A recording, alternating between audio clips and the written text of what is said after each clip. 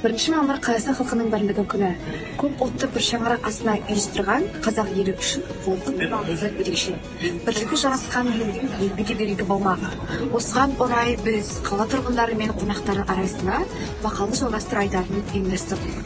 Бірлік пен татулыққа қатысты мақал-мәтелдерді кім қаншалықты біледі? Көпшіліктің таным көкжиегін бірге тексеріп көрейік. Бірлік бар жерде, тірлік бар. Бірлік түбі береке. Көп түкірсе? Көп түкірсе көл болады. Ағайын тату болса ат көп. Ағайын көп болса. Ынтымақ бар жерде арыс бірге жүреді. Бір жағадан бас, бір жеңнен қол шығар. Бірлігі қашқан ел тоңбайды. Бірлігі жоқ елдің? Бірлігі жоқ. Тозған елде той болмайды. Бөлінген елде ой болмайды. Жүздің тісі бірлікте? Ердің тісі тірлікте.